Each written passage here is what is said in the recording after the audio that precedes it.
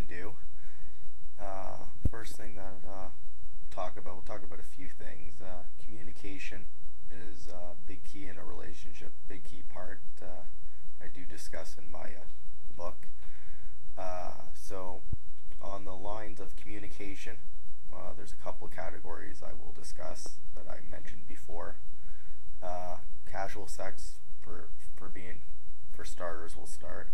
Nothing wrong with it. Just when it comes to casual sex, make sure you know your partner, make sure they know you, make sure you both have discussed what it's going to consist of, because more likely than not likely, when you start having casual sex with somebody, it starts off as fun and games. It's just sex, physical attraction, but can turn into one person saying, I'm falling for you, or I've developed feelings for you. So it's very important for you to let them know, where you stand, no matter how hard it might be, because a lot of people feel, by communicating that, telling that their partner that they're having casual sex with, that by saying, I don't feel the same way, I enjoy the sex for what it is, but I don't feel for you in that way. They're afraid that they're going to lose that casual sex. But it's much rather to be honest rather than for someone to get hurt or being stalked in some cases in the end. So casual sex is fine as long as the communication lines are open. Also, one night stands, whatever, if that's you, it has happened to some of us, not all of us. But when you're having a one night stand, it's very important for you to know your partner.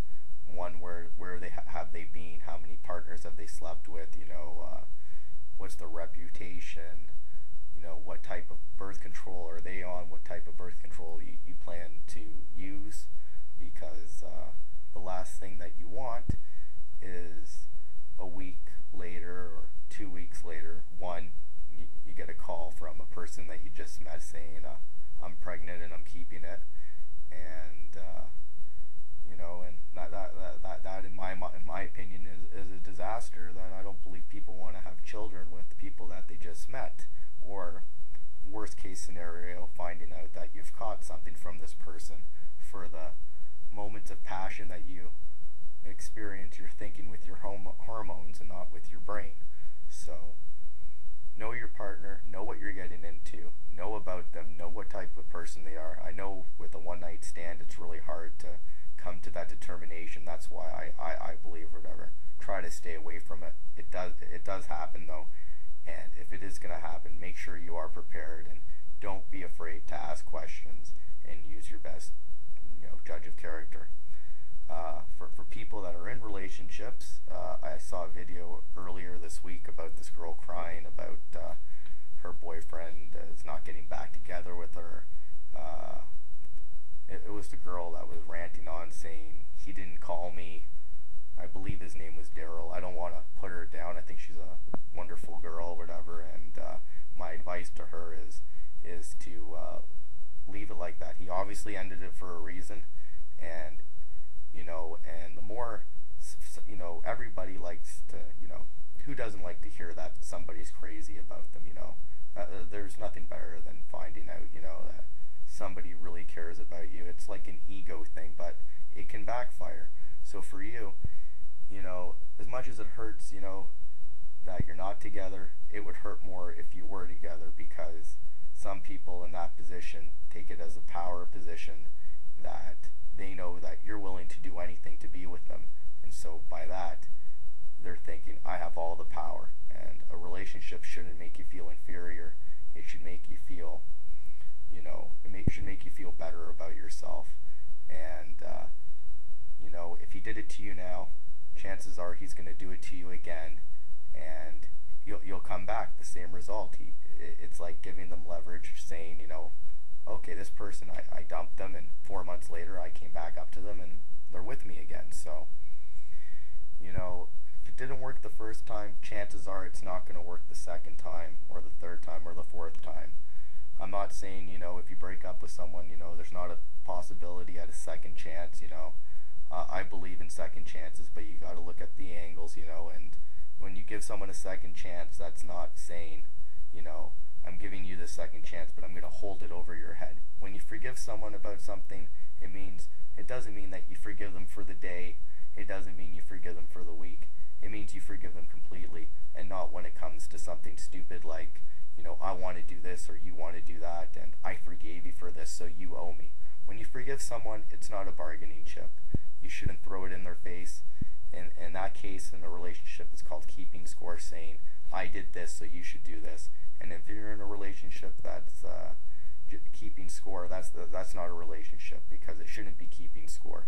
It should be making someone feel better. You should be feeling better about yourself than worse and trying to please the other person. So that's all I can say about that. Also about second chances, what people usually say when they break up with somebody and the other person, whatever, is not happy about it, they're like, I can change. I'm not saying people can't change, but people don't change overnight, and usually the case scenario is that they will change. Like, let's say they pay more attention to their friends than they do to you, and they say, okay, honey, or hun, doesn't matter, vice versa. I'm going to change, or whatever. I'm going to change for you. And why do you want to be with someone that you have to change? You want to be with someone for them and not for something else. You want to be, otherwise, why be with them? But people, whatever, that say they can change, yeah, they do for about 3 months, maybe more, maybe less. And once they feel that the pressure or the heat's off, they go back together. They go back to normal. So I'm not saying people can't change, but most likely that they're not going to, and things will go back to the same. And that goes to saying with people that are in relationships for 1, 2, maybe even 3 years, they're in the state of comfortability, and they're afraid to leave because they're afraid to start over. Everybody's afraid to start over because you don't know if you're like, oh, I got to get back out there. I gotta, is this new person going to accept me for this, for this inadequacy that I might have about myself, or are they going to, love me and care for me, because this is wrong with me? But there's no perfect, match for anybody, Everybody, when they get together, relationship is, taking on the other person's inadequacies and making them that they're not so bad, to them. So my advice for today is that, people can change, mostly unlikely. Proceed with caution when you give second chances, and if you give second chances, that doesn't mean holding it over their head and using it as a trump card or a bargaining tool. So when you forgive someone, it's not just for the day, it's forever. And I'm not saying don't forget about what they did to you, because you obviously don't want that to happen to you again. But if you truly want your relationship to work, when you say you forgive someone, it means you forgive them. And the only reason why you should bring up the situation that you forgave them for is if they do it again. Other than that, hopefully I'll have something better planned out, as I usually say, next time. But till then, play safe. Remember, know your partner, know what you're getting into. Don't be afraid to ask questions, even if you're afraid of the answers to come, because you're better off knowing than thinking. Knowing and thinking are two different things. And remember, assuming things is the mother of all fuck-ups. Never assume anything. So, till next time, play safe, know your partner, know what you're getting into, and stay away from all the crazies. And by all means, any questions, get back.